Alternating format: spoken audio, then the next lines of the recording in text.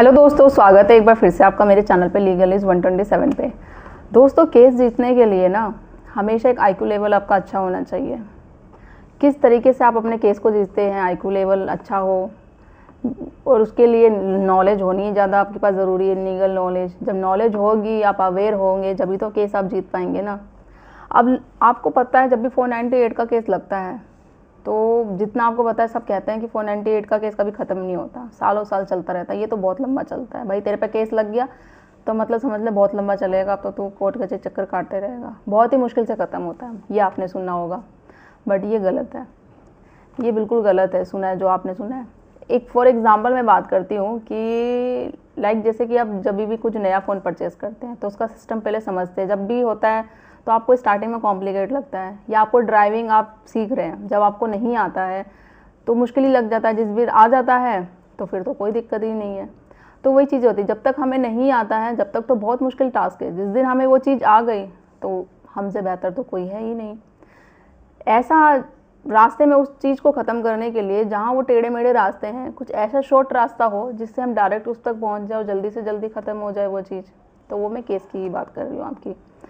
कुर्ता वेस कुर्ता के आधार पर ही आपका 498 जल्दी ख़त्म हो सकता है। वो कैसे जानने के लिए वीडियो आपको पूरा देखना पड़ेगा। कुछ टिप्स है, कुछ गाइडलाइंस आपको मैं बताऊंगी, जिस तरीके से आप अपने केस में इम्प्लीमेंट करो आपको हेल्प मिलेगी। चैनल पे आप मेरे नए जुड़े हैं तो चैनल को लाइक करना, शेयर करना, सब्सक्राइब करना बिल्कुल ना भूलिए। साथ ही बेल आइकन दबा दीजिए ताकि आपको टाइम पे मेरे वीडियो की नोटिफिकेशन मिलती रहे। तो दोस्तों, अगर मैं बात करूँ डिवोर्स, अब डिवोर्स के आधार पर ये होता है कि नहीं भाई 498 का डिवोर्स से क्या कनेक्शन है। अगर हम डिवोर्स के लिए अप्लाई कर देते हैं कि भाई पत्नी ने झूठे मुकदमे कर दिए हम पे डीवी का 498 का, तो इसलिए हम डिवोर्स का केस फाइल कर दें, तो डिवोर्स का केस फाइल करने से पहले ही सबसे बड़ी दो क्वेश्चन सामने आएंगे। भाई हमें एंट्री मेंटेनेंस देना पड़ेगा पत्नी को, और डिवोर्स के बाद एक एलिमनी देनी पड़ेगी अच्छी खासी रकम। तो इसलिए लोग डिवोर्स देने से डरते हैं, ठीक है। तो ऐसा बिल्कुल नहीं है। देखो, जब आपको पता है कि पत्नी ने झूठे आरोप आप पे लगाए हैं, झूठे केसेस लगाए हैं, उसके पास कोई सबूत नहीं है आपके पास, ठीक है, और रियलिटी में आप उसके साथ कोई क्रूरता नहीं हुई है, आपके साथ हुई है क्रूरता, वो हमेशा कोर्ट में ये बोलेगी मुझे मारा है, पीटा है, घर से निकाल के दिया गया है, बट सच बात तो क्या है वो आपको भी पता है। तो आप डिवोर्स की पिटीशन फाइल कर दीजिए। देखो, डिवोर्स का जो मेन होता है ना रिजल्ट, अगर आप चाहें जल्दी से जल्दी 6 महीने में डिसाइड करवा सकते हैं, अगर अच्छे से केस को लड़े और उसका रीजनेबल डिवोर्स लेने का आपके पास ग्राउंड हो। मीन्स अगर आपके पास हो कि अडल्ट्री में आपकी पत्नी हो, या वो आपको प्रेशर करती हो आपके पेरेंट्स से दूर अलग रहने के लिए, बहुत परेशान किया हो, टॉर्चर किया हो, और सारे सबूत हो आपके पास, तो वो भाई आप ग्राउंड लेके, रीजनेबल जो आपके स्ट्रॉन्ग ग्राउंड है वो लेके आप डिवोर्स की पिटीशन डाल दो। 6 महीने के अंदर अंदर आपके पास सारे एविडेंस है, सब प्रूव है उस आधार का जिससे आप डिवोर्स लेना चाहते हैं, आ जाएगा। अगर आप अच्छे से केस को लड़ोगे तो रिजल्ट आ जाएगा, आपका डिवोर्स मिल जाएगा। अब आपको क्या करना है, जब आपको डिवोर्स मिल जाएगा, वो एक गवर्नमेंट पेपर हो गया, प्रूव हो गया। अब जो पत्नी ने 498 का केस कर रखा है तो उसमें ये साबित हो जाएगा, जो वो बोल रही है कि मेरे साथ क्रूरता हुई है, मुझे मारा पीटा गया है, दहेज के लिए टॉर्चर किया गया है, तो वाकई में भाई क्रूरता तो मेरे साथ हुई है, क्योंकि मुझे उसी आधार पे डिवोर्स मिला है और ये भाई पेपर है आ रहा, आप वो प्रूव कीजिए। पत्नी जो कह रही है उसके पास तो कोई प्रूव है ही नहीं, वो तो सिर्फ बातें ही बोली जा रही है, एविडेंस जब मांगा जाएगा तो नहीं है। बाकायदा आपके पास तो गवर्नमेंट पेपर है, उसी आधार पे आपको डिवोर्स मिल गया है कि पत्नी ने आपके साथ क्रूरता करी है, उसने आपके साथ अत्याचार किया, आपने नहीं करी है। अगर उसने किया होता तो भाई वो केस जीतती, और मैंने उसको किया होता तो मुझे तो तलाक मिलता ही नहीं, मुझे तो उसी आधार पे तलाक मिला है। तो सिंपल सी बात है, वो जो केस है 498 का ऐड किया है वो डिसमिस हो जाएगा, पूरी तरीके से खारिज हो जाएगा। और बात रही मेंटेनेंस या एलिमनी देने की, तो वो भी कोई ज़रूरत नहीं पड़ेगी देने की। क्यों? क्योंकि वो बिना रीज़न के गई है, झूठे मुकदमे करी है। अब जब झूठे मुकदमे वो साबित हो जाएंगे कि पत्नी ने सिर्फ झूठे मुकदमे कर रखी है, वो रीज़न कोई भी हो, आपको सबक सिखाने के लिए, बदला लेने के लिए, पैसे लेने के लिए, मेन यही चीज़ें होती हैं, तो फिर तो मेंटेनेंस देने की भी ज़रूरत नहीं है, ना एलिमनी आपको देने की ज़रूरत है कि भाई हर महीने पैसे देने पड़ेंगे, या तलाक के बाद कोई अच्छी खासी मोटी रकम देने की नहीं ज़रूरत पड़ेगी। और अगर आपका ग्राउंड एडल्ट्री का होगा तो उसमें तो वैसे नहीं ज़रूरत पड़ेगी, बिना रीज़न के छोड़ के गई है तो फिर भी ज़रूरत नहीं पड़ेगी, क्योंकि 125 CRPC क्लोज में बिल्कुल क्लियर मेंशन है।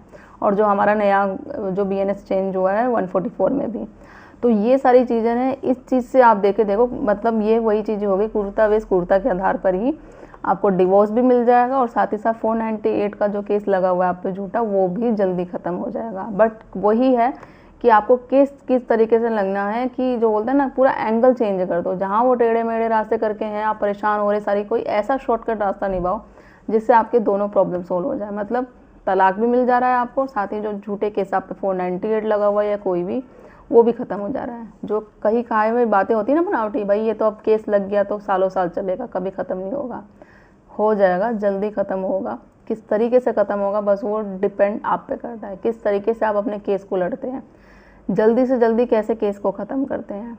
मेन आपको फोकस होना चाहिए कि जो मुझ पे केस लगे हुए हैं वो ये नहीं कि सालों साल आपको चलाने हैं, कि भाई अब केस हो गया तो अब तो मेरी ज़िंदगी ख़राब हो गई, मुझ पर 498 लग गया, DV एक्ट का केस लग गया, मेंटेन का केस लग गया, मैं क्या करूँ, मैं तो कहीं का नहीं रहा। ऐसे आपको नहीं दिखाना है। पत्नी वही चाह रही है कि आप उस तरीके से परेशान हो, आपका मोरल डाउन हो, आप ये शो करें, पूरा प्रेशर कर रही है और वही चीज़ आप कर रहे हो, तो वो नहीं करना है।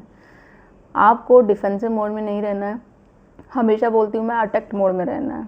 वो आप पे 1 केस कर रही है, आप उस पर 2 केस करो, 4 कर रही है तो डबल आप करो, उस पर करना है। और आपके पास भी ऑप्शन है। मैं हमेशा आपको कोई ना कोई टिप्स, कोई ना कोई ऐसी धाराएं बताती रहती हूँ कि किस तरीके से आप भी झूठी पत्नी पे केस कर सकते हैं, उसको सबक सिखाते रह सकते हैं आप, उसको, उसके मायके वालों को।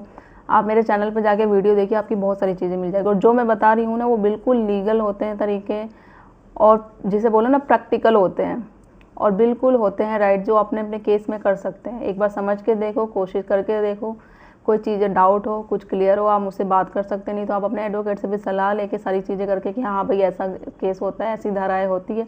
और वैसे भी आजकल डिजिटल ज़माना है, आप कुछ भी सर्च मारेंगे आपको ऑनलाइन सारी चीज़ें मिल जाएंगी। और प्रैक्टिकल जो हम चीज़ें करते हैं, तो जब वो हम उसमें सक्सेसफुल होते हैं ना, तो मैं चाहती हूँ कि और लोग आप तक भी पहुँचाऊँ, ताकि आप भी अपने केस में इम्प्लीमेंट कर सकें, आपको भी हेल्प मिल सके। तो इस तरीके से आप करके देखिए, ठीक है। आप डैम श्योर 100% श्योर आपको सफलता ज़रूर मिलेगी और आपको केस में जीत भी मिलेगी। बस आपको करना क्या है, हार कभी नहीं माननी है, डीमोटिवेट कभी नहीं होना है, हमेशा मोटिवेट रहना है, अटैक मोड में रहना है, डिफेंस मोड में नहीं रहना है, मोरल कभी अपना डाउन नहीं करना। मोरल आपको अपनी वाइफ का डाउन करवाना है। इससे क्या होगा, जो वो चाह रही थी वो उसके सारे सपने धरे के धरे रह जाएंगे, आपको तलाक भी मिल जाएगा, केसेस झूठे भी ख़त्म हो जाएंगे, और आप जैसा चाहोगे उसके अकॉर्डिंग आप अपना के अकॉर्डिंग भी कोई मेंटेन कुछ देने की ज़रूरत नहीं पड़ेगी। और चाहो तो आप उस पर केस भी लगा सकते हो। और झूठा मुकदमा किया है, वो साबित हो गया, उसको झूठे मुकदमे है, उसके बाद उस पर आप मानहानि का केस लगा दो। मानहानि का केस आप कभी भी लगा सकते हो, आपका केस किसी भी मोड़ पे हो, किसी भी स्टेज पे हो, तो उससे कोई फ़र्क नहीं पड़ता। तो ये सारी चीज़ें हैं, आप करके देखो। कोई चीज़ें हो, कुछ प्रॉब्लम हो, कुछ केस से रिलेटेड आपको एडवाइस चाहिए, हेल्प चाहिए, देखो मैसेज में होता है, इन शॉर्ट जो होता है मैं आपको वो दे देती हूँ रिप्लाई। बट कुछ ज़्यादा इतनी प्रॉब्लम होती है, इतने लंबे लंबे आप मैसेज दे देते हैं, तो एक मैसेज में मैं आपको सोल्यूशन बता दूँ तो वो पॉसिबल नहीं हो पाता है। आप कॉल करके अपॉइंटमेंट बुक करके बात करिए, प्रॉपर लीगल एडवाइस दी जाएगी, तो उसके अकॉर्डिंग कॉल पर ही बात की जा सकती है, जब भी समझाया जाता है। एक मैसेज के थ्रू मैं आपकी प्रॉब्लम को सॉल्व नहीं कर सकती। ये सिंपल सी लॉजिक वाली बात है। तो आशा करती हूँ आपको वीडियो अच्छी लगी होगी। अच्छी लगी तो ज़्यादा से ज़्यादा लोग तक शेयर करिए। चैनल को सब्सक्राइब करना बिल्कुल मत भूलिए। जल्दी मिलती हूँ मैं एक ऐसे इन्फॉर्मेटिव वीडियो से, तब तक के लिए थैंक यू।